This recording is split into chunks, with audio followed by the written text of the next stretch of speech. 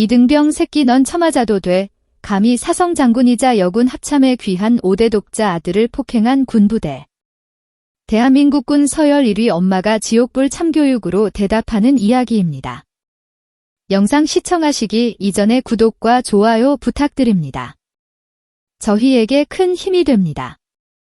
경기도 연천군 중면 민간인 통제 구역 안쪽 깊숙한 곳에 자리 잡은 28보병사단 태풍부대. 겨울바람이 살을 애는 듯한 추위가 몰아치는 이곳은 대한민국에서 가장 험난한 전방 중 하나다. 이곳의 생활관 뒤편 보일러실은 칠흑 같은 어둠에 잠겨 있었다. 낡은 기계 돌아가는 소음 사이로 둔탁한 타격금이 울려 퍼졌다. 퍼퍼 억바닥에 웅크린 채 신음을 삼키는 병사는 이등병 천우주였다. 입대 전 곱게 자란 티가 역력했던 그의 얼굴은 이미 멍과 피로 얼룩 알아보기 힘들 지경이었다. 그 위로 군화를 쉬는 발이 무자비하게 날아들었다. 가해자는이 소대의 실세이자 악마로 불리는 귀살수 병장이었다. 그는 이름처럼 귀신도 죽일 듯한 살기를 내뿜으며 천우주를 짓밟고 있었다. 야, 천우주 너는 아버지가 뭐 하시냐고 물었는데 왜 대답을 안 해? 귀살수가 시벅했듯 말했다. 천우주는 입안 가득 고인 비탄 피를 삼키며 대답했다. 죄송합니다. 말씀드릴 수 없습니다. 천우주는 끝까지 가족의 정체를 밝히지 않았다. 어머니 마철심 대장이 입대 전 그에게 신신당부했던 말이 떠올랐기 때문이다. 우주야, 내가 내 아들이라는 걸 알면 그들이 너를 군인이 아니라 상전으로 모실 거다. 힘들겠지만 평범한 대한민국 남자로 복무를 마쳐다오. 그는 어머니와의 약속을 지키고 싶었다. 하지만 현실은 지옥이었다. 이 새끼가 끝까지 입을 다물어야 귀살수가 주변을 두리번거리더니 구석에 놓인 철제 야전삽을 집어들었다. 차가운 금속의 감촉이 공포감을 조성했다. 옆에서 망을 보던 맞추임 조물의 상병이 겁에 질린 목소리로 말렸다. 귀병장님 도구는 쓰시면 안 됩니다. 진짜 큰일 납니다. 시끄러워. 이 새끼 눈빛이 마음에 안 들어 주술을 잘라놔야 해. 귀살수는 이성을 잃은 상태였다. 5대 독자라는 귀한 신분도 어머니가 군서열 1위인 합동참 모의장이라는 사실도 모른 채 그는 돌이킬 수 없는 강을 건너려 하고 있었다. 천우주는 바닥에 엎드린 채 눈을 질끈 감았다. 어머니 죄송해요. 더는 못 버틸 것 같습니다. 그 순간 귀살수의 야전삽이 허공을 갈랐다. 둔탁한 소리가 보일러실을 울렸다. 천우주의 비명조차 터져나오지 못했다. 오른쪽 눈을 감싸준 그의 손가락 사이로 붉은 선혈이 왈칵 쏟아졌다. 병장님 피가 너무 많이 납니다. 조물의 상병이 비명을 질렀다. 천우주의 몸이 사시나무 떨리듯 격을 일으켰다. 극심한 고통의 의식이 흐려졌다. 흐릿해지는 시야 속에서 당황한 귀살수의 얼굴이 보였다가 이내 세상이 암전되었다. 경기도 연천의 차가운 밤 공기 속으로 구급차 사이렌 소리가 찢어질 듯 울려 퍼졌다. 대한민국군 서열 1위의 아들이 쓰러진 것이다. 이것이 태풍부대를 넘어 대한민국 전군을 뒤흔들 거대한 폭풍의 시작인 줄은 아무도 몰랐다. 천우주가 실려간 곳은 국군 수도병원 응급실이었다. 망막 방화 안화 골절 자칫하면 영구적인 실명으로 이어질 수 있는 심각한 부상이었다. 사건을 보고받은 중대장 위선자 대위는 식은땀을 흘리며 상황을 조작하느라 바빴다. 그는 전형적인 강약의 인물로 자신의 진급에 흠집이 날까봐 전전긍긍하고 있었다. 대대장님께는 단순히 계단에서 굴러 떨어진 거라고 보고해. 귀병장 입단속시키고 목격자인 조상병도 휴가 보내서 임마 위선자 대위는 행정반에서 은폐 공작을 지시했다. 그 시각 천우주의 부모에게 연락이 닿았다. 안녕하십니까? 여기는 28사단 태풍부대입니다. 천우주 이등병 보호자 되십니까? 전화를 받은 것은 집무실에 있던 마철심 대장이었다. 그녀는 개인 휴대전화로 걸려온 낯선 번호를 받고 본능적으로 불길함을 감지했다. 네, 천우주 엄마입니다. 무슨 일입니까? 목소리는 차분했지만 펜을 준 그녀의 손등에는 핏줄이 섰다.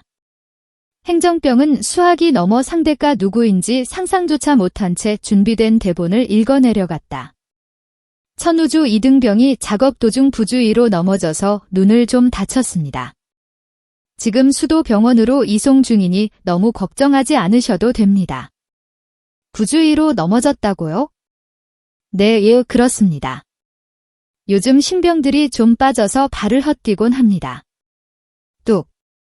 전화가 끊겼다. 마철심 의장은 천천히 자리에서 일어났다. 그녀의 눈빛이 차갑게 가라앉았다. 부주의.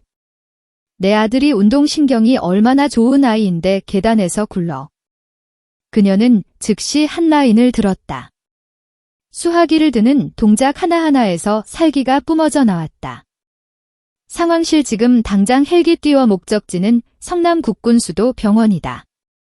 그리고 지작사령관, 특전사령관, 의무사령관 전부 호출해. 10분 내로 집합하라고 전해. 네, 알겠습니다. 의장님, 비상 소집입니까? 아니, 전쟁이다. 전화기 너머 상황장교는 자신의 귀를 의심했다. 전쟁이라니 북한의 도발 징후는 전혀 없었다. 하지만 합참의장의 명령은 절대적이었다. 용산 국방부 청사옥상 헬기장의 검은색 지휘 헬기가 요란한 소리를 내며 착륙했다. 프로펠러 바람이 거세게 불었지만 마철심 의장은 미동도 하지 않고 헬기에 올랐다. 그녀의 가슴에 달린 4개의 별이 햇빛을 받아 서늘하게 빛났다. 한편 같은 시각. 지상작전 사령부 직무실. 마철련 중장은 지도를 보던 중 호출을 받았다. 언니가 호출했다는 소식에 그녀는 직감적으로 조카에게 무슨 일이 생겼음을 알았다. 차 대기시켜. 아니, 헬기로 간다. 특수전 사령부 사격장. 실탄 사격 훈련을 참관하던 마철기 소장은 호출을 받자마자 차고 있던 선글라스를 벗어 던졌다. 어떤 새끼가 우리 우주를 건드린 거야? 그녀의 목소리는 낮았지만 주변의 공기를 얼어붙게 만들었다. 특전사 대원들조차 그녀의 기세에 눌려 숨을 죽였다. 국군 위무사령부 마철령 준장은 이미 천우주의 이송 소식을 접하고 수술실을 준비시키고 있었다. 그녀는 국내 최고의 안과 전문의들을 비상 소집했다. 감히 내족한 눈을 살려놔라. 그 다음은 언니들이 알아서 할 테니. 대한민국 육군의 핵심 지휘관들이 동시에 움직이기 시작했다. 흩어져 있던 별들이 성남이라는 하나의 점을 향해 모여들고 있었다. 그것은 마치 모든 것을 파괴할 거대한 운석의 충돌과도 같았다. 경기도 성남시 국군 수도병원. 병원 입구는 평소와 다름없이 한산했다. 응급실 앞에는 28사단에서 천우주를 인솔해온 중이 하나와 위선자 대위가 담배를 피우며 잡담을 나누고 있었다. 아, 진짜 재수 없으려니 하필이면 우리 중대에서 이런 일이 터지냐? 야, 대충 치료받고 부대 복구하면 바로 의가사 제대 쪽으로 유도해. 시끄러워지면 골치 아프니까. 위선자 대위가 바닥에 침을 뱉으며 말했다. 그는 자신이 저지른 일이 얼마나 큰 재앙을 불러올지 꿈에도 모르고 있었다. 그때였다. 두두두두두 멀리서 헬기 소리가 들려왔다. 한 대가 아니었다. 하늘을 까맣게 뒤덮은 여러 대의 헬기가 병원 상공으로 접근하고 있었다. 뭐야? 훈련 있나? 위선자 대위가 눈살을 찌푸리며 하늘을 올려다보았다. 병원 헬기장의 헬기들이 차례로 착륙했다.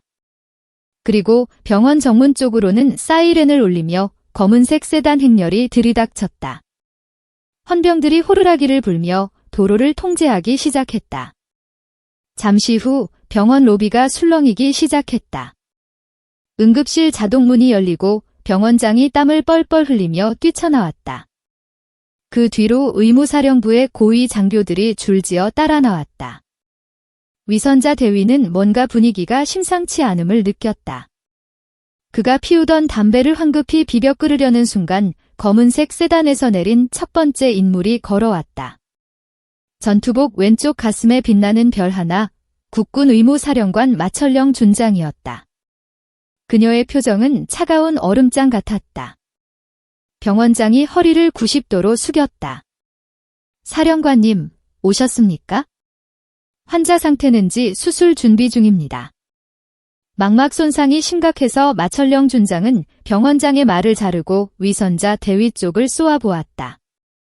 위선자 대위는 다리에 힘이 풀리는 것을 느꼈다. 별 하나만 떠도 숨이 막히는데 저 여자는 눈빛만으로 사람을 죽일 기세였다. 곧이어 두 번째 차량이 도착했다. 문이 열리고 베레모를 쓴 여군이 내렸다. 별 2개 특수전 사령관 마철기 소장이었다. 그녀는 내리자마자 주변을 둘러보았다. 그녀의 시선이 위선자 대위에게 머물자 그는 심장이 멎는 듯했다. 그리고 세 번째 차량 별 3개 지상작전 사령관 마철련 중장이 육중한 군화 소리를 내며 걸어왔다. 그녀의 등장은 마치 탱크가 진격해 오는 듯한 압박감을 주었다.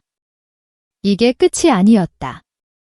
마지막으로 병원 상공에 떠있던 지휘 헬기가 착륙하고 프로펠러 바람을 가르며 한 여성이 걸어 나왔다. 그녀의 양옆으로 헌병 경호원들이 따라붙었다. 그녀의 어깨와 가슴에는 대한민국 군인의 정점인 별 4개가 달려 있었다. 합동참모의장 마철심 대장 위선자 대위는 자신의 눈을 의심했다. 원스타 그리고 사스타 합의 별개 대한민국 군대를 움직이는 최고 실세들이 한자리에 모인 것이다. 그것도 일개 2등병이 입원한 병원 응급실 앞에 필승 병원장과 병원 간부들이 목이 터져라 경례 구호를 외쳤다. 위선자 대위는 너무 놀라 경례조차 하지 못하고 멍하니 서 있었다. 마철심 의장은 병원장의 인사를 받는 둥 많은 둥 하고 곧장 위선자 대위 앞으로 걸어갔다. 또각또각 군화 소리가 저승사자의 발소리처럼 들렸다. 마철심 의장이 위선자 대위 앞에 멈춰섰다. 그녀의 키는 크지 않았지만 뿜어나오는 기운은 거대한 산과 같았다. 내가 28사단 중대장이냐? 위선자 대위는 덜덜 떨리는 입술을 겨우 떼었다. 네, 그렇습니다.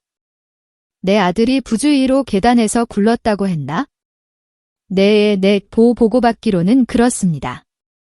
마철심 의장이 피식 웃었다. 그 웃음은 주변의 온도를 10도쯤 떨어뜨리는 듯했다. 내 아들 천우주는 합기도 4단의 유도 3단이다. 그런 놈이 계단에서 굴러서 안화 골절리와 위선자 대위의 동공이 지진난 듯 흔들렸다. 아들 천우주 2등병이 합참의장의 아들이라고 그는 그 자리에서 기절하고 싶었다. 옆에 서 있던 마철기 소장이 앞으로 나섰다. 그녀는 장갑 낀 손으로 위선자 대위의 군복 멱살을 잡고 가볍게 들어 올렸다. 거짓말하면 죽는다. 사실대로 말해. 누가 그랬어? 위선자 대위는 허공에 발을 버거리며 비명을 질렀다. 살려주십시오. 귀살수 병장입니다. 귀살수 병장이 때렸습니다. 저는 정말 모르는 일입니다. 그의 입에서 진실이 터져나왔다. 마철심 의장의 표정이 무섭게 일그러졌다. 그녀는 뒤에 서 있는 보좌관에게 낯직하지만 단호하게 명령했다. 감찰실장 불러. 그리고 헌병대 투입해. 28사단장부터 소대장까지 지휘 라인 싹 다 잡아들여. 옆에 있던 마천년 중장이 덧붙였다. 내 예하 부대네. 내가 직접 간다. 태풍 부대가 아니라 미풍 부대로 만들어주지. 아주 가루를 내버릴 테니까. 마지막으로 마철심 의장이 응급실 문을 바라보며 말했다. 우주 수술 끝나면 바로 28사단으로 이동한다. 내 아들 눈에서 피눈물 나게 한 데가 그 부대 전체가 피눈물 흘리게 해서 갚아준다. 병원 로비는 침묵에 잠겼다. 단순한 사고 처리가 아니었다. 이것은 썩어 빠진 군대 부조리를 향한 별들의 선전포고였다. 폭풍은 이제 막 시작되었다. 경기도 성남국군 수도병원 수술실 앞 붉은색 수술 중 표시 등이 켜져 있었다. 복도는 숨소리조차 들리지 않을 만큼 고요했다. 대한민국군 서열 1위인 합동참모의장 마철심 대장은 굳게 닫힌 수술실 문을 바라보며 의자에 앉아 있었다. 그녀의 표정은 마치 석상처럼 굳어 있었으나 깍지 낀 손끝은 하얗게 질려 있었다. 수술실 안에서는 의무사령관이자 셋째 이모인 마철령 준장이 직접 집도를 하고 있었다. 그녀는 국내 최고의 안과 권위자였다. 그녀의 손끝에 조카인 천우주의 빛이 달려 있었다. 마철심 의장의 옆에는 지상작전 사령관 마철련 중장과 특수전 사령관 마철기 소장이 장승처럼 서 있었다. 두 장군의 눈에서는 당장이라도 누군가를 찢어 죽일 듯한 살기가 뿜어져 나왔다. 언니 침묵을 깬 것은 둘째 마철기 소장이었다. 그녀가 낮은 목소리로 물었다. 28사단 태풍부대 내가 먼저 들어가도 되겠어. 내 부하들 풀어서 그 부대 쥐새끼들 구멍까지 다 파헤쳐 놓을게. 마철심 의장은 천천히 고개를 저었다. 그녀의 눈빛이 서늘하게 빛났다. 아니, 순서가 있다. 절차대로 밟아 죽인다. 그래야 놈들이 핑계를 못 대니까? 철현아. 네, 의장님. 지상작전 사령관 마철련 중장이 즉시 대답했다. 28사단은 내 관날이지. 지금 즉시 사단장에게 연락해. 부대 봉쇄하고 병력 이동 금지시켜. 개미 새끼 한 마리도 부대 밖으로 못 나가게 해. 휴가 간 놈들도 전원 복궈시켜. 특히 그 가해자 놈과 관련된 모든 인원 격리해라. 알겠습니다. 마철련 중장은 즉시 부관에게 전화기를 건네받았다. 그녀는 단축키 한 번을 눌러 28사단 사령부를 호출했다. 한편 경기도 연천 28사단 사령부. 사단장 나태한 소장은 한가롭게 골프 채널을 시청하며 결제 서류에 대충 도장을 찍고 있었다. 그는 진급보다는 무사한 일이라게 전역할 날만을 기다리는 전형적인 보신주의자였다. 그때 책상 위에 붉은 전화기가 요란하게 울렸다. 전화는 상급 부대 사령관이나 합참에서만 걸 수 있는 비상 직통 회선이었다. 나태한 소장은 귀찮다는 표정으로 수화기를 들었다. 통신 보안. 태풍부대 사단장 소장 나태한입니다. 나 소장 나. 수화기 너머로 들려온 목소리의 나태한 소장은 감전된 사람처럼 자리에서 벌떡 일어났다. 목소리의 주인은 자신의 직속 상관인 지상작전 사령관 마철련 중장이었다. 충성 사령관님 안녕하십니까? 무슨 일이십니까? 너희 부대 예하 대대에서 오늘 무슨 일 있었는지 보고받은 거 있나? 네, 별일 없습니다. 평소처럼 조용합니다. 나태한 소장은 아무것도 모르고 있었다. 대대선에서 사건을 은폐했기 때문이다. 수화기 너머로 마철련 중장의 거친 숨소리가 들려왔다. 조용해. 지금 내 부하들이 사람을 반병신으로 만들어놨는데 조용하다고. 너 지금 당장 위소 걸어 잠가. 그리고 전 병력 연병장 집합시켜. 사령관님. 갑자기 그게 무슨 말씀이십니까? 지금부터 28사단 지휘권 박탈한다. 내가 지금 가고 있으니까 꼼짝 말고 대기해. 만약 가해자 새끼 도망치게 두거나 증거인멸하면 너부터 군사재판정에 세울 줄 알아. 뚝 전화가 끊겼다. 나태한 소장은 멍한 표정으로 수화기를 들고서 있었다. 등줄기로 식은 땀이 비오듯 흘러내렸다. 지휘권 박탈이라니. 이건 단순한 사건이 아니었다. 그는 떨리는 손으로 작전 참모를 호출했다. 예하, 작전 참모. 지금 당장 예하 전 부대 상황 파악해. 특히 오늘 환자 발생한 곳 어디야? 빨리 찾아. 사단 사령부가 발칵 뒤집어졌다. 비상벨이 울리고 무장한 헌병들이 위병소 정문을 2중 3중으로 차단했다. 같은 시각 문제의 대대 행정반. 중대장 위선자 대위와 대대장 방관자 중령은 머리를 맞대고 사건 은폐 시나리오를 짜고 있었다. 방관자 중령은 귀찮은 일에 휘말리기 싫어하는 인물로 모든 것을 아랫사람에게 떠넘기는 스타일이었다. 위대위 확실한 거지? 그냥 계단에서 구른 걸로 입 맞춘 거지? 걱정 마십시오, 대대장님. 귀살수 병장이 애들 교육은 확실하게 시켰습니다. 목격자인 조물의 상병도 내일 아침 일찍 휴가 보내버리기로 했습니다. 그래, 잘했어. 괜히 인권센터의 머니 시끄러워지면 골치 아프니까. 그 이등병 부모한테는 뭐라고 했나? 그냥 별거 아니라고 안심시켜 드렸습니다. 시골분들이라 그런지 순진하게 믿더군요. 위선자 대위가 비열하게 웃었다. 그들은 자신들의 머리 위로 거대한 먹구름이 몰려오고 있다는 사실을 전혀 알지 못했다. 그때였다. 행정반 문이 거칠게 열리며 정보장교가 사색이 되어 뛰어들어왔다. 대대장님 큰일 났습니다. 왜 그래? 호들갑 떨지 말고 말해. 지금 사단에서 긴급 명령이 내려왔습니다. 전 부대원 연병장 집합이랍니다. 그리고 지상작전 사령관님이 헬기 타고 오고 계신답니다. 뭐라고? 방관자 중령이 자리에서 튀어올랐다. 쓰리스타가 예고도 없이 일개 대대에 방문한다는 것은 전례가 없는 일이었다. 게다가 더 큰 일이 있습니다. 위병소 보고에 따르면 특전사 차량들이 부대 쪽으로 접근 중이라고 합니다. 특전사 거기가 왜 여기를 와? 방관자 중년과 위선자 대위는 서로의 얼굴을 마주 보았다. 본능적인 공포가 그들의 목을 조여오기 시작했다. 창밖으로 헬기의 프로펠러 소리가 들려오기 시작했다. 태풍 부대의 하늘이 어둡게 물들고 있었다. 진짜 태풍이 오고 있었다. 두두두두두 육중한 군용 헬기가 대대 연병장의 흙먼지를 일으키며 착륙했다. 병사들은 영문도 모른 채 연병장의 도열에 있었다. 바람이 거세게 불어 전투모가 날아갈 듯했다.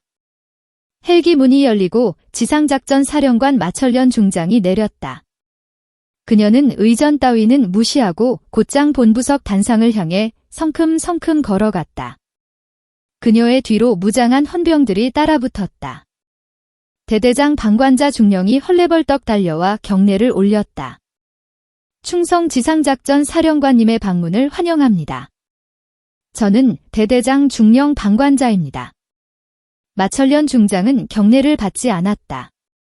그녀는 싸늘한 눈빛으로 방관자 중령을 내려다보았다.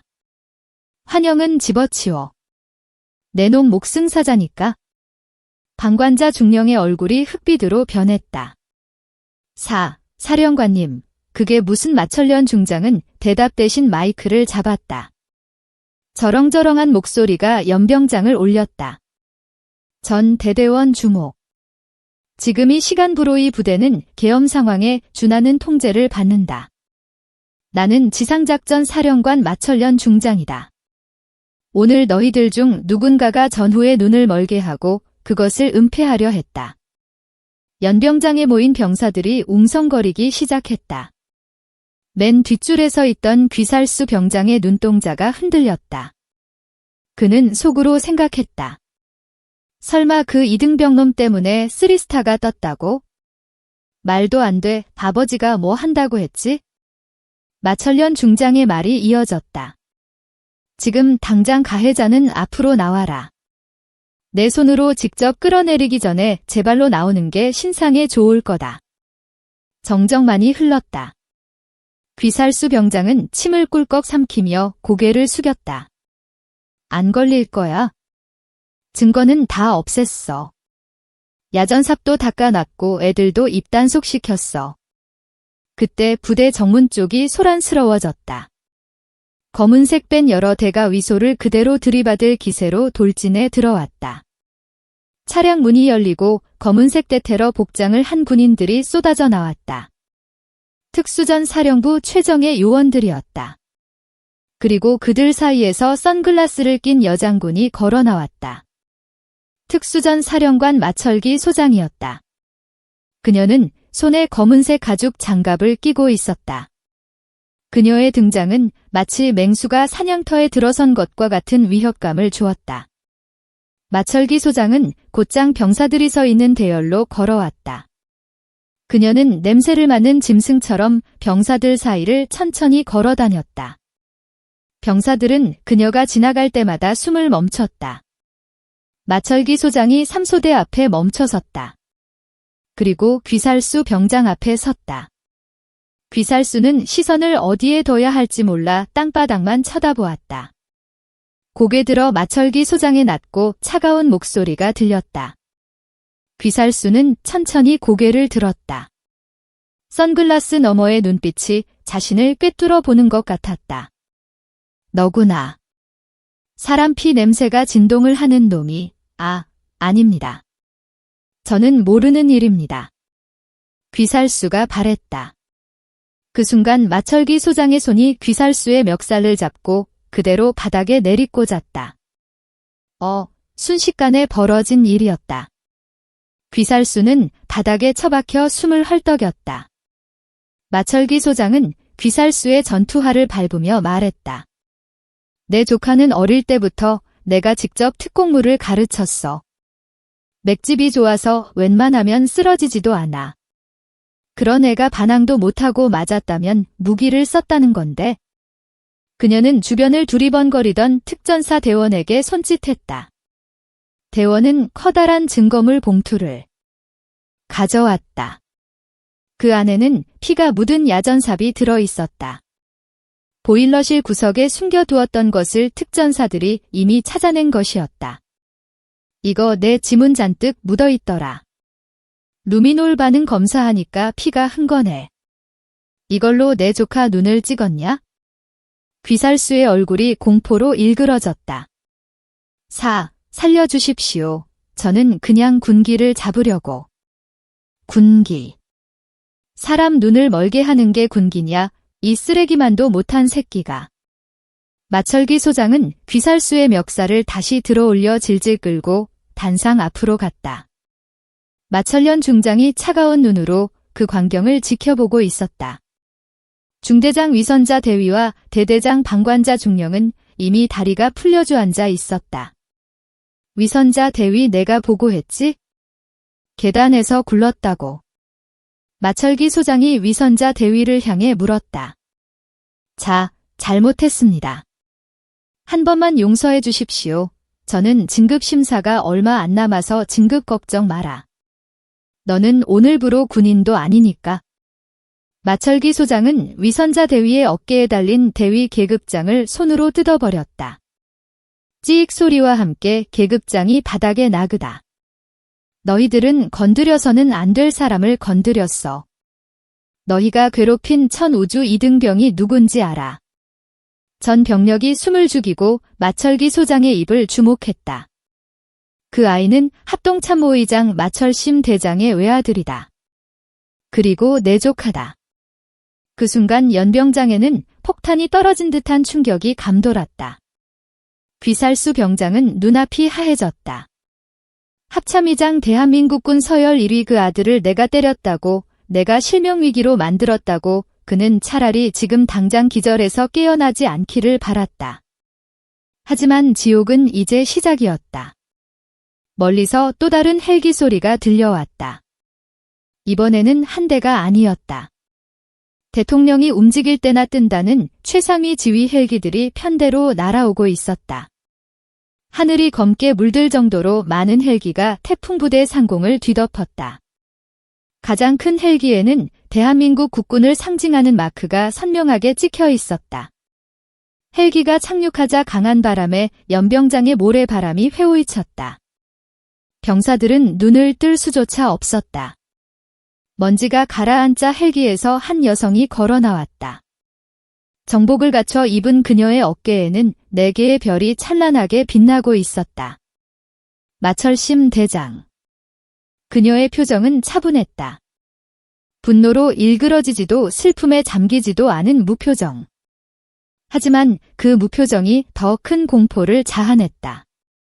그녀의 뒤로는 국방부 감찰단장과 군검찰단장 등 군사법 기관의 수장들이 줄지어 따르고 있었다. 마철련 중장과 마철기 소장이 언니인 마철심 의장에게 경례를 올렸다. 필승 현장 장악 완료했습니다. 마철심 의장은 고개를 끄덕이고 단상 위에 섰다. 그녀의 시선이 연병장에 모인 500명의 장병을 훑었다. 그리고 바닥에 무릎 굴려있는 귀살수와 위선자 방관자 3사람에게 시선이 멈췄다. 그녀는 마이크를 잡지 않았다. 대신 육성으로 나지막하게 말했다. 하지만 그 목소리는 연병장 구석구석까지 또렷하게 들렸다.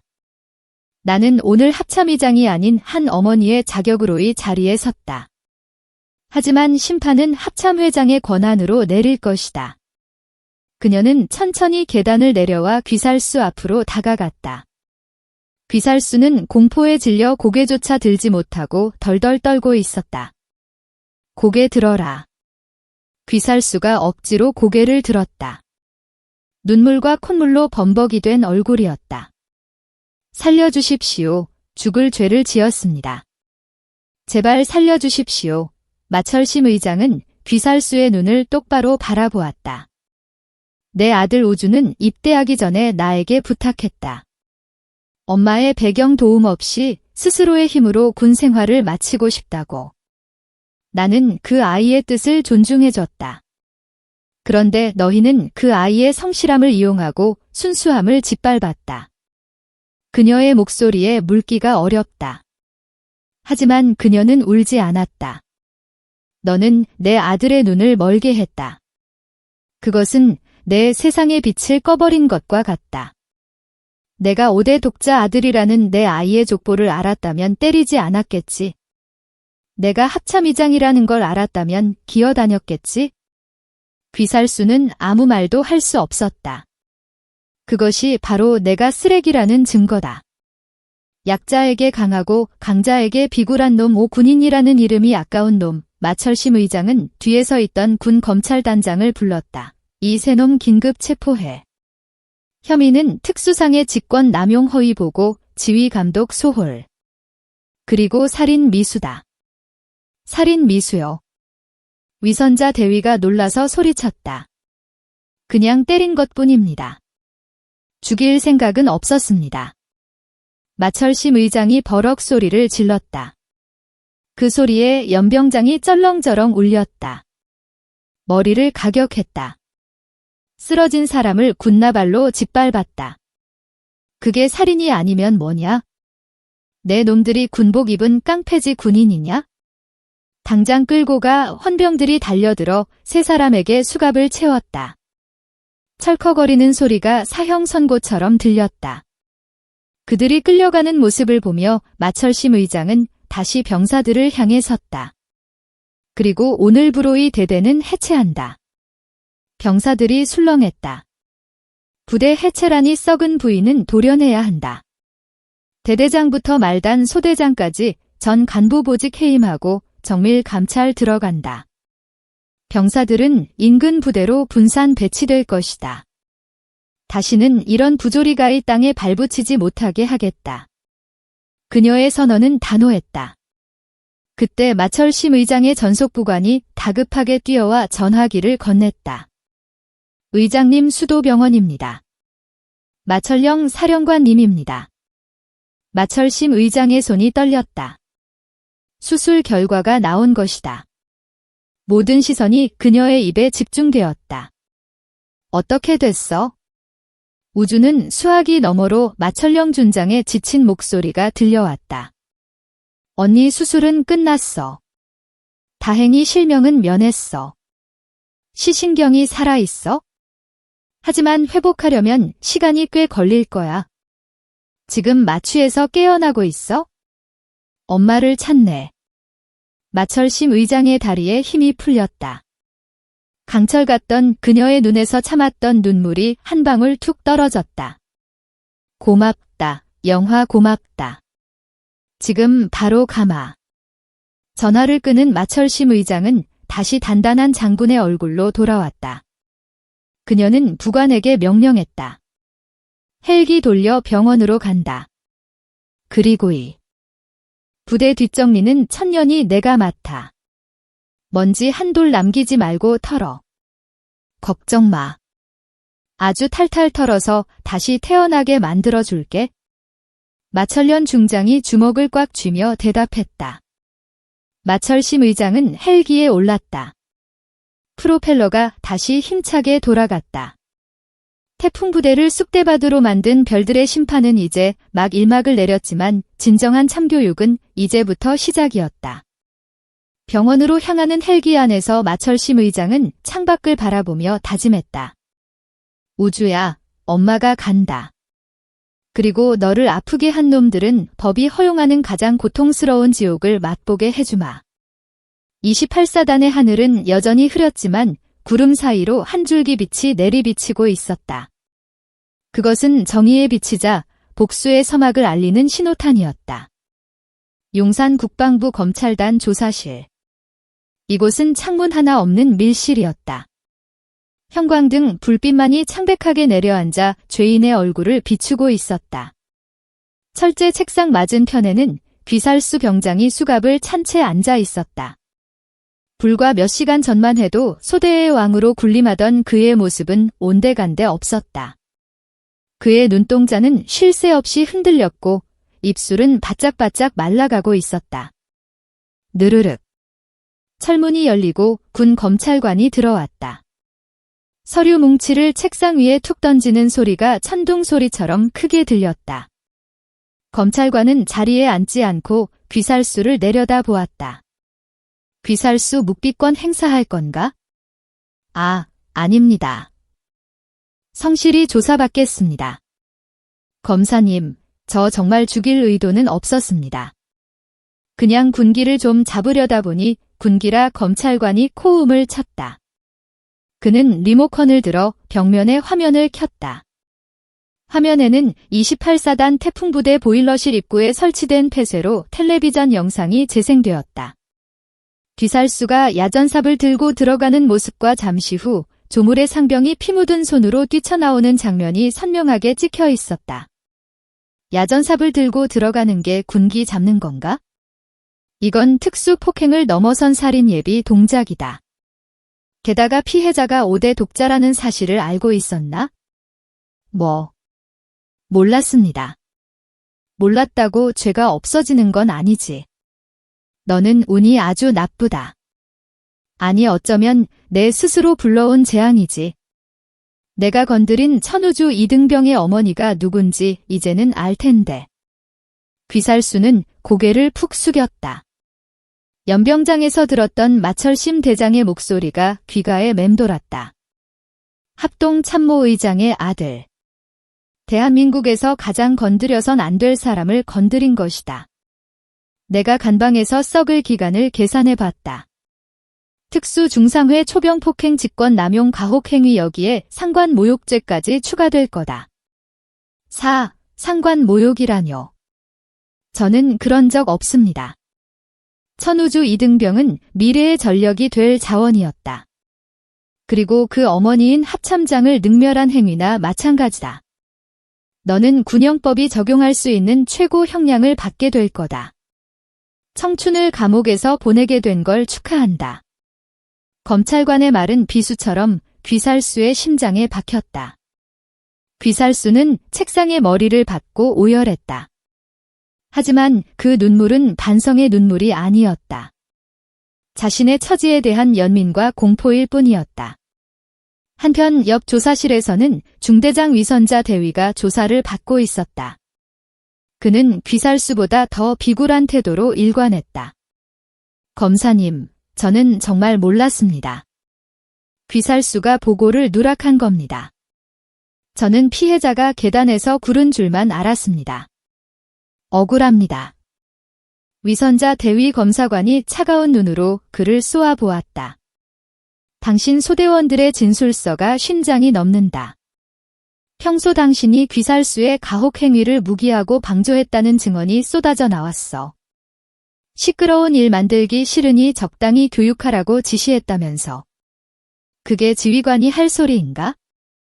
아, 그건 오해입니다. 그리고 사건 직후 조물의 상병에게 휴가를 종용하고 입막음을 시도한 녹취록도 확보했다. 증거인멸 교사 범인 은닉 직무기 당신은 장교의 수치다. 위선자 대위는 할 말을 잃었다. 자신의 안만을 챙기려 했던 이기심이 부메랑이 되어 돌아온 것이다. 조사실 밖 복도에는 대대장 방관자 중령이 헌병들에 둘러싸여 있었다. 그는 어디론가 전화를 걸어주를 대보려 했지만 아무도 그의 전화를 받지 않았다. 평소 형님 동생하며 지내던 장성들도 이번 사건이 합참의장 직속 안건이라는 것을 알고는 모두 등을 돌린 것이다. 끝났다. 내군 생활은 여기서 끝이다. 방관자 중령은 벽에 기대어 주르륵 미끄러져 내렸다. 그의 어깨에 달린 무궁화 2개가 초라해 보였다. 그 시각 국군 수도병원 특실 마취에서 깬 천우주가 눈을 떴다. 흐릿한 시야 사이로 하얀 천장이 보였다. 눈주위가 욱신거렸지만 참을 만했다. 우주야. 익숙하고 따뜻한 목소리. 고개를 돌리자 어머니 마철심이 앉아 있었다. 군복이 아닌 편안한 옷차림이었지만 그녀의 눈가는 붉게 충혈되어 있었다. 엄마 천우주가 쉰 목소리로 불렀다. 마철심은 아들의 손을 두 손으로 감싸주었다. 미안하다. 엄마가 늦었어. 많이 아팠지? 아니에요. 괜찮아요. 제 눈은요. 앞이 좀 흐릿한데. 수술은 잘 됐단다. 셋째 이모가 직접 했어. 시간은 좀 걸리겠지만 시력은 돌아올 거야. 걱정하지 마라. 천우주는 안도의 한숨을 내쉬었다. 그리고 문득 부대 생각이 났다. 엄마 부대는요? 귀살수 병장은요? 제가 다쳤다고 부대에 피해가 가면 안 되는데. 마철심은 씁쓸한 미소를 지었다. 아들은 자신을 그렇게 만든 부대 걱정을 하고 있었다. 그 착한 마음씨가 그녀를 더 아프게 했다. 걱정 마라. 부대는 정리됐다. 정리요. 나쁜 사람들은 벌을 받고 있고 너를 지켜주지 못한 부대는 사라졌다. 너는 이제 치료에만 집중해. 나머지는 엄마와 이모들이 다 알아서 할 테니까. 병실 문이 열리고 이모들이 들어왔다. 마철련 지상작전 사령관, 마철기 특수전 사령관, 마철령 의무 사령관. 대한민국에서 가장 강한 여인들이 조카의 병상 주위를 둘러쌌다. 이모들 바쁘신데 어떻게 다 오셨어요? 우주야, 누가 널 이렇게 만들었어? 이모가 아주 묵사발을 내놨어야 했는데 특전사령관 마철기 이모가 주먹을 쥐며 울먹였다. 평소 피도 눈물도 없다던 그녀였지만 조카 앞에서는 영락 없는 이모였다. 이제 괜찮아, 우주야. 내가 책임지고 내 눈 원래대로 돌려놓을게. 의사 가운을 입은 마철령 이모가 우주의 머리를 쓰다듬었다. 천우주는 가족들의 사랑을 느끼며 눈시울이 뜨거워졌다. 차갑고 잔혹했던 보일러실의 기억이 가족의 온기로 조금씩 씻겨 내려가는 듯 했다. 하지만 병원 밖 세상은 악인들을 향한 거대한 태풍이 몰아치고 있었다. 다음 날 아침 전 언론이 뒤집어졌다. 속보 육군 최전방 부대서 5대 독자 가혹 행위로 실명위기 단독 피해 병사 어머니 알고 보니 현직 합참장 충격 종합군 당국 해당 부대 전격 해체 결정 가해자 전원 구속 수사 뉴스는 쉴 새 없이 쏟아졌다. 인터넷 여론은 들끓었다. 사람들은 5대 독자라는 귀한 아들이 군대에서 폭행당했다는 사실에 분노했고 그 어머니가 합참이라는 사실에 경악했다. 그리고 하겠냐는 비판이 쇄도했다. 귀살수의 신상은 네티즌 수사대에 의해 순식간에 털렸다. 그의 집 주소 학교 얼굴 사진까지 인터넷에 퍼졌다. 이놈이 사람 눈을 멀게 한 악마라며 생긴 건 멀쩡하게 생겨가지고 악질이네. 부모는 자식 교육 어떻게 시킨 거야? 귀살수의 부모가 운영하던 식당에는 계란이 투척되고 항해 전화가 빗발쳐 결국 문을 닫아야 했다. 위선자 대위와 방관자 중령의 가족들 역시 신상이 공개되어 사회적인 매장을 당했다. 이것은 법적인 처벌과는 별개로 이루어지는 사회적 형벌이었다. 한편 국군교도소 미결수 수용동 귀살수는 독방에 수감되었다. 그는 밥도 먹지 못하고 구석에 웅크려 있었다. 이곳의 공기는 바깥 세상과는 달랐다. 무겁고 습하고 절망적인 냄새가 났다. 철창 너머로 교도관이 지나가며 말했다. 1503번 면회다. 면회 부모님이 오셨나? 귀살수는 일말의 희망을 품고 면회실로 향했다. 하지만 면회실 유리병 너머에 앉아있는 사람은 부모님이 아니었다. 검은 정장을 입은 낯선 중년 남성이었다. 누구십니까? 나는 천우주 이등병 변호인입니다. 합의는 없다는 걸 전하러 왔습니다. 내 합의금은 얼마든지 드리겠습니다. 제발 선처만 부탁드립니다. 귀살수가 유리에 매달려 애원했다. 변호사는 차가운 표정으로 서류를 가방에 넣었다. 돈이라 피해자 어머니께서 그러시더군요. 내 부모가 평생 벌어도 못 만질 돈이 우리 집에 있으니 돈으로 해결할 생각은 꿈도 꾸지 말라고요. 그분들이 원하는 건 오직 하나입니다.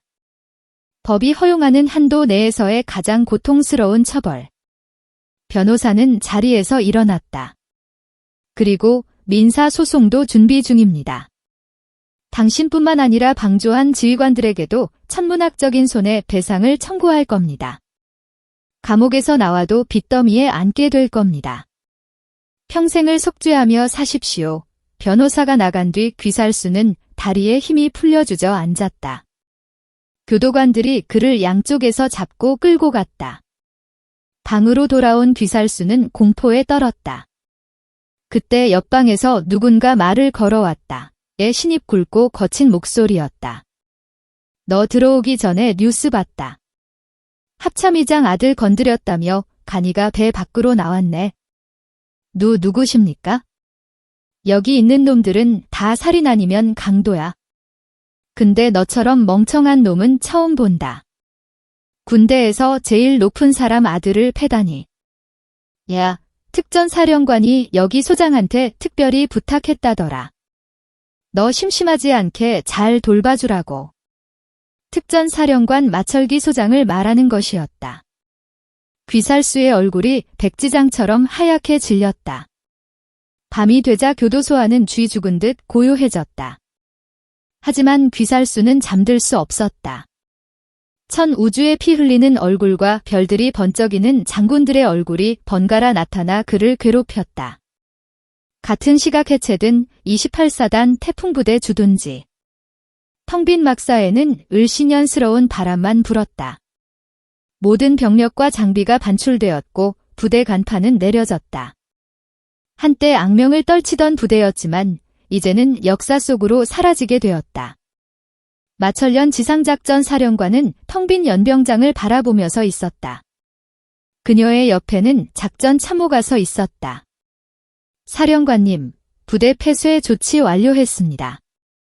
시설물은 추후 폭파 훈련장으로 사용할 예정입니다. 그래, 아주 잘했다. 마철련 중장은 군나발로 바닥에 흙을 찼다. 이 땅에 밴 악습의 기운까지 싹 다 날려버려야 해. 다시는 이런 일이 생기지 않도록 예하 전부대의 감찰관 파견해서 쥐잡듯이 뒤져. 작은 부조리 하나라도 나오면 그 지휘관은 옷 벗을 각오하라고 해. 알겠습니다. 그녀는 하늘을 올려다 보았다. 별이 총이 박힌 밤하늘이었다. 우주야. 이모가 약속 지켰다. 여기는 이제 아무것도 남지 않았어. 그녀의 독백이 반바람에 흩어졌다. 대한민국 육군 역사상 유례 없는 부대 해체와 가혹 행위 척결 작전은 이렇게 마무리되어 가고 있었다. 하지만 이것은 끝이 아니었다. 진정한 정의의 실현은 법정에서 기다리고 있었다. 계절이 바뀌어 어느덧 봄 기운이 완연했다. 하지만 군사법원 대법정의 공기는 한겨울처럼 차가웠다. 방청석은 기자들과 시민단체 그리고 군계자들로 가득 찼다. 피고인석에는 수의를 입은 세 사람이 앉아 있었다. 귀살수, 위선자, 방관자. 그들의 몰은 초라하기 그지 없었다. 수월간의 구치소 생활로 살이 빠지고 눈빛은 흐리멍덩했다. 재판장이 입장하자 모두가 기립했다. 엄숙한 분위기 속에서 재판이 시작되었다. 군 검찰관은 피고인들의 죄목을 하나하나 열거했다. 그 내용은 듣는 이들의 치을 떨게 할 만큼 악랄했다. 피고인 귀살수는 저항할 수 없는 후인병을 상습적으로 폭행하고 도구를 사용하여 영구적인 장애를 입힐 뻔했습니다. 이는 단순한 폭행이 아니라 인격살인이며 군의 기강을 뿌리째 흔드는 이적 행위와 다름없습니다. 검찰관의 논고가 끝난 뒤 변호인들의 최후 변론이 이어졌지만 그 내용은 빈약하기 짝이 없었다. 정상 참작을 호소하는 것 외에는 할 수 있는 말이 없었다. 마지막으로 피해자 증인 신문이 있었다. 법정문이 열리고 정복을 입은 천우주가 들어왔다. 그의 오른쪽 눈에는 안대 대신 옅은 색의 보안경이 씌워져 있었다. 시력은 많이 회복되었지만 강한 빛을 피해야 했기 때문이었다. 천우주는 당당한 걸음으로 증인석에 앉았다. 방청석 맨 앞줄에는 마철심 의장과 이모들이 앉아 그를 지켜보고 있었다. 군복이 아닌 사복을 입은 그녀들은 그저 아들과 조카를 걱정하는 가족의 모습이었다. 증인, 피고인을 용서할 의향이 있습니까? 재판장이 물었다. 천우주는 고개를 돌려 피고인석을 바라보았다. 귀살수는 고개를 들지 못하고 있었다. 아니요. 없습니다. 천우주의 목소리는 단호했다. 제가 용서한다고 해서 그들이 저에게 준 고통과 공포가 사라지는 것은 아닙니다. 그리고 제가 쉽게 용서한다면 제2의 제3의 피해자가 또 생길 것입니다. 군대는 나라를 지키는 곳이지 선임을 위해 샌드백이 되는 곳이 아닙니다. 법이 정한 대로 엄중하게 처벌해 주십시오. 방청석에서 작은 박수 소리가 터져나왔고 이내 법정 전체로 퍼졌다. 마철심 의장은 흐뭇한 표정으로 아들을 바라보았다. 내 아들이 저렇게 컸구나. 몸도 마음도 강해졌구나. 재판부는 잠시 휴정 후 판결을 내렸다. 주문. 피고인 귀살수를 징역 15년에 처한다. 피고인 위선자를 징역 5년에 처하고 군적발을 박탈한다. 피고인 방관자를 징역 3년에 처하고 불명예 전역시킨다. 탕탕 판사봉 소리가 법정에 울려 퍼졌다. 15년 20대 초반인 귀살수에게는 청춘을 송두리째 앗아가는 형량이었다. 위선자와 방관자 역시 군인으로서의 명예를 잃고 전과자가 되어 사회로 내던져지게 되었다. 귀살수는 판결을 듣자마자 바닥에 주저앉아 통곡했다. 엄마 그의 뒤늦은 후에는 공허한 메아리가 되어 흩어졌다. 헌병들이 그들을 끌고 나갔다. 법정을 나가는 그들의 뒷모습은 비참했다. 재판이 끝나고 법원 밖으로 나오자 따사로운 햇살이 천우주를 맞이했다. 수많은 취재진이 몰려들었지만 헌병들의 통제로 거리가 유지되었다. 우주야 고생했다. 마철심 의장이 다가와 아들을 안아주었다. 엄마 이제 다 끝난 거죠? 그래, 다 끝났다. 이제는 좋은 일만 있을 거야. 이모들도 우주를 둘러쌌다. 우리 조카 정말 멋지더라. 말도 어쩜 그리 잘해? 내 부관시키고 싶다. 마철련 이모가 호탕하게 웃었다. 안 돼, 우주는 내 병원에서 눈 관리받아야 해. 마철령 이모가 끼어들었다. 아니지. 특전사로 와서 정신력 강화 훈련 받아야지. 마철기 이모까지 가세하자 웃음꽃이 피어났다. 천우주는 가족들을 보며 미소 지었다. 끔찍했던 악몽은 지나갔다. 비록 몸에 상처는 남았지만 그것은 그가 이겨낸 훈장이 될 것이었다. 차에 오르기 전 천우주는 하늘을 올려다 보았다. 눈부신 태양빛이 쏟아졌다. 이제 그는 더 이상 피해자가 아니었다. 스스로의 존엄을 지키고 분리에 맞서 승리한 한 명의 청년이었다. 엄마, 저녁하면 다시 학교로 돌아가서 공부하고 싶어요. 그래, 내가 하고 싶은 거 다 해라. 엄마가 응원할게. 검은색 세단 행렬이 법원을 빠져나갔다. 차창 밖으로 보이는 세상은 여전히 바쁘게 돌아가고 있었지만 그 풍경은 어제와는 다르게 보였다. 정의가 살아있음을 확인한 세상은 조금 더 밝고 따뜻해 보였다. 천우주의 이야기는 이렇게 군대 내 가혹행위에 경종을 울리는 전설로 남게 되었다. 그리고 28사단 태풍부대가 있던 자리는 훗날 병역문화혁신센터가 들어서게 되었다. 폭력이 있던 자리에 희망의 싹이 트게 된 것이다. 이야기는 여기서 끝나지 않았다. 남은 마지막 한 장, 천우주와 가족들의 그 후 이야기와 완전히 달라진 군대의 모습이 기다리고 있었다. 시간은 쏜살같이 흘러 어느덧 2년이라는 세월이 지났다. 계절은 다시 돌아온 봄이었다. 경기도 연천군 중면. 과거 28사단 태풍부대 예하 대대가 주둔했던 그곳은 이제 완전히 다른 모습으로 변모해 있었다. 녹슨 철조망과 칙칙한 막사가 있던 자리에는 현대식 건물이 들어섰다. 건물 입구에는 커다란 표지석이 세워져 있었다. 국군 인권존중센터. 이곳은 군대 내 부조리로 고통받는 병사들을 상담하고 치유하며 올바른 병역 문화를 교육하는 성지가 되었다. 오늘 이곳에서는 특별한 개관식이 열리고 있었다. 단상 위에는 여전히 대한민국 국군을 이끄는 철의 여인들이 앉아 있었다. 합참의장 마철심 대장, 지상작전 사령관 마철현 대장, 특수전 사령관 마철기, 중장국군 이무 사령관 마철령 소장. 그렇다. 지난 2년 사이 그녀들은 더욱 승승장구했다. 마철련은 대장으로 진급해 제2합참의장을 바라보고 있었고 마철기와 마철령 또한 별을 하나씩 더 달았다. 일명맛이 가은 별들의 전쟁이라 불릴 만큼 그녀들의 위상은 하늘을 찔렀다. 하지만 오늘 이 자리에 진정한 주인공은 따로 있었다. 사회자의 속에 멘트가 울려 퍼졌다. 오늘이 뜻깊은 자리에 국군 인권혁신의 상징이자 변화의 씨앗이 된 분을 모셨습니다. 천우주님을 단상으로 모시겠습니다. 우레와 같은 박수 소리가 연천 골짜기를 가득 메웠다. 단상 아래에서 훤칠한 키의 청년이 걸어 올라왔다. 말끔한 정장 차림의 첫 우주였다. 그는 오른쪽 눈에 썼던 보안경을 벗고 뿔테 안경을 쓰고 있었다. 피력은 완벽하지 않더라도 일상생활에 지장이 없을 만큼 회복되었다. 무엇보다 그의 표정에는 과거의 그늘이 전혀 남아있지 않았다. 천우주가 마이크 앞에 섰다. 그의 어머니와 이모들이 흐뭇한 표정으로 그를 바라보았다. 안녕하십니까? 천우주입니다. 2년 전 이곳은 저에게 지옥이었습니다. 차가운 보일러실 바닥에서 저는 절망을 보았습니다. 하지만 지금 이곳은 희망을 이야기하는 곳이 되었습니다. 그는 잠시 숨을 고르고 말을 이었다.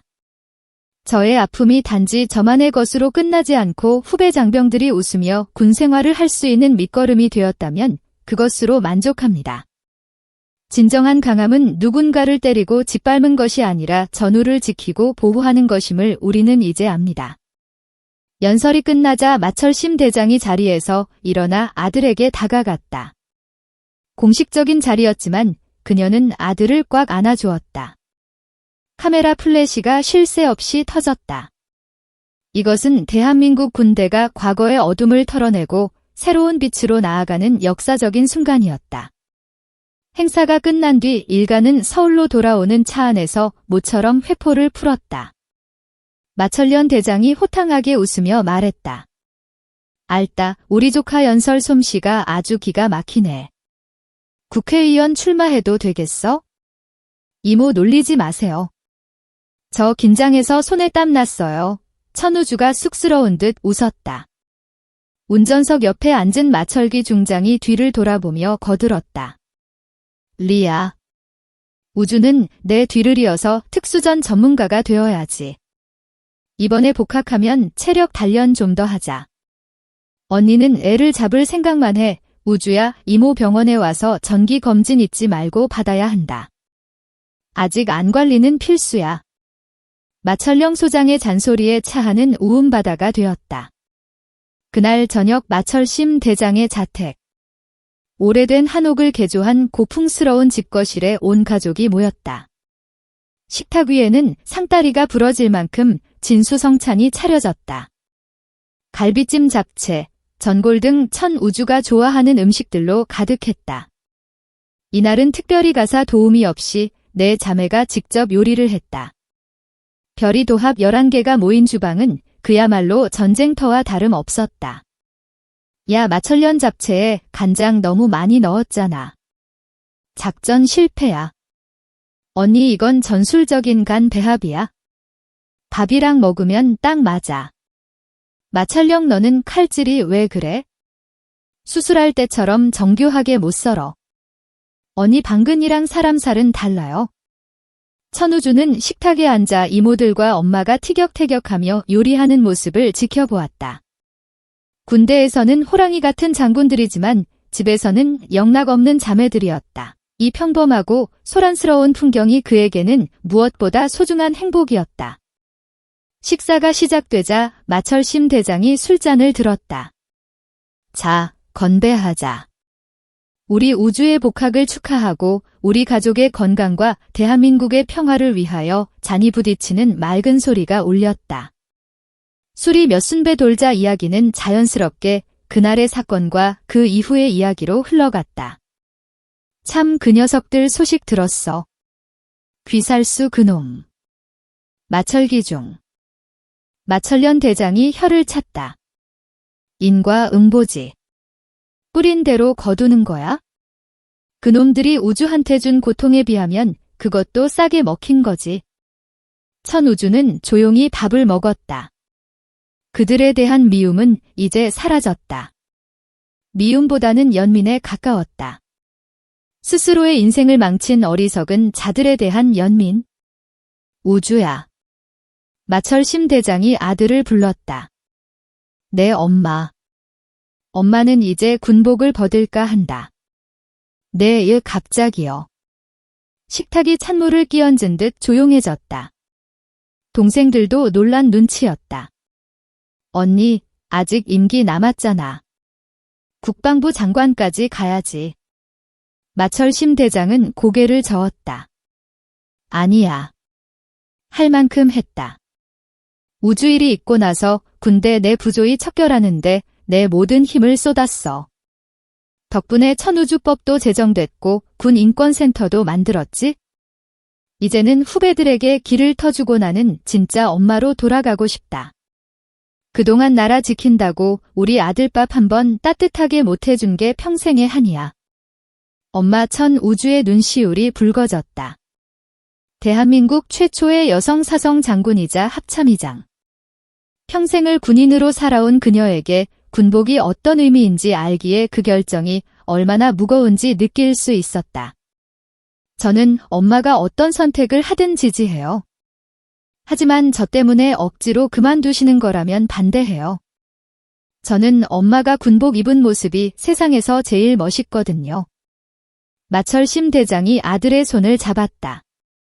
그녀의 손바닥은 굳은 살이 박여 거칠었지만 그 온기는 세상 누구보다 따뜻했다. 고맙다, 아들. 억지로 그만두는 거 아니야? 이제는 좀 쉬고 싶어서 그래? 너랑 여행도 다니고 맛있는 것도 먹으러 다니고 싶다. 남은 인생은 장군 마철심이 아니라 천우주 엄마 마철심으로 살고 싶어. 그럼 제가 모시고 다녀야죠. 저 이제 운전면허도 땄잖아요. 그래. 기대하마. 가족들의 얼굴에 웃음꽃이 피었다. 그날 밤 마철심 대장의 집 창문 밖으로 흘러나오는 웃음소리는 늦은 시간까지 끊이지 않았다. 며칠 후 서울의 한 대학교 캠퍼스. 벚꽃이 만기한 교정에 학생들이 가득했다.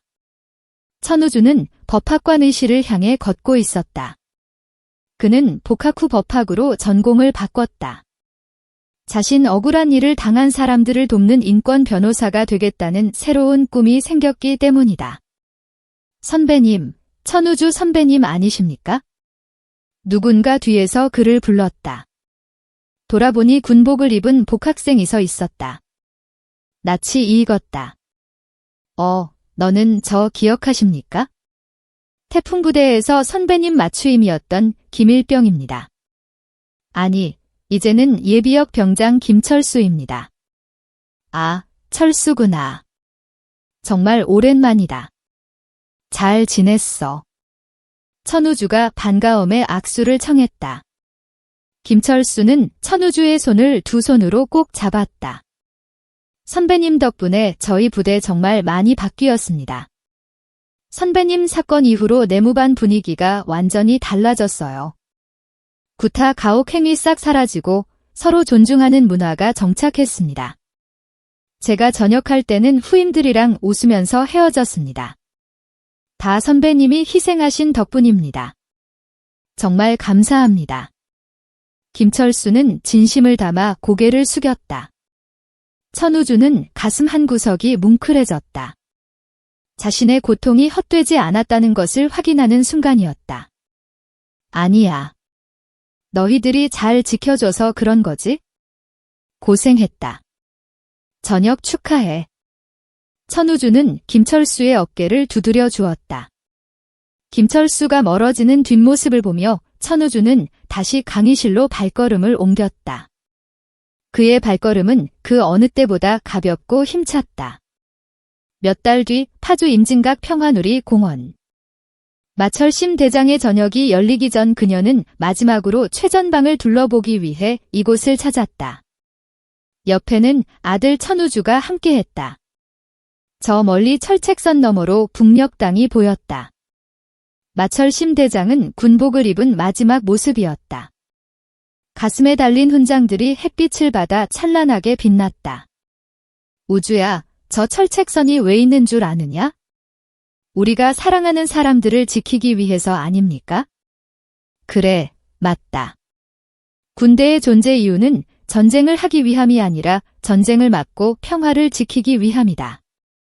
그리고 그 평화는 강한 힘과 올바른 정신에서 나온다. 엄마는 지난 40년간 그 신념 하나로 버텼다. 그녀는 아들을 바라보았다. 그런데 엄마가 놓치고 있던 게 있었어. 나라를 지키는 병사들 또한 누군가의 소중한 자식이고 그들 하나하나가 지켜야 할 국민이라는 사실을 말이야. 내가 아니었다면 엄마는 끝까지 몰랐을지도 모른다. 내가 엄마에게 마지막 가르침을 준 거야? 엄마는 이미 최고의 군인이었어요. 그리고 최고의 엄마고요. 마철심 대장이 미소 지으며 아들에게 거수 경례를 올렸다. 신고합니다. 대장 마철심은 전역을 명받았습니다. 이에 신고합니다. 필승 천우주도 자세를 바로잡고 경례를 올렸다. 필승 수고하셨습니다. 모자가 마주보고 경례를 하는 모습 뒤로 붉은 노을이 지고 있었다. 그것은 한 시대의 끝이자 새로운 시대의 시작을 알리는 장엄한 풍경이었다. 마철심 대장은 천천히 손을 내리고 아들의 어깨를 감싸 안았다. 자, 이제 집에 가자. 이모들이 파티 준비해 놨대. 늦으면 천년이 이모가 또 잔소리하라. 내가요. 오늘 메뉴는 뭐래요? 철기 이모가 멧돼지 잡아온다던데? 에이, 설마요. 두 사람은 도란도란 이야기를 나누며 언덕을 내려갔다. 그들의 뒷모습은 세상 그 어떤 풍경보다 아름답고 든든해 보였다. 악은 처단되었고 상처는 치유되었으며 정의는 바로 섰다. 별들은 여전히 밤하늘을 비추고 있지만 이제 그 별들은 차가운 감시자가 아니라 따뜻한 수호자가 되어 이 땅의 모든 아들, 딸을 지켜줄 것이다. 태풍이 지나간 자리에 피어난 꽃은 그 어떤 꽃보다 강하고 향기로웠다. 이것은 5대 독자 이등병과 사성장군 엄마 그리고 대한민국을 지키는 별들이 함께 써내려간 기적 같은 사랑과 정의의 이야기였다. 오늘도 시청해주셔서 대단히 감사합니다. 영상이 즐거우셨다면 구독과 좋아요 부탁드리겠습니다.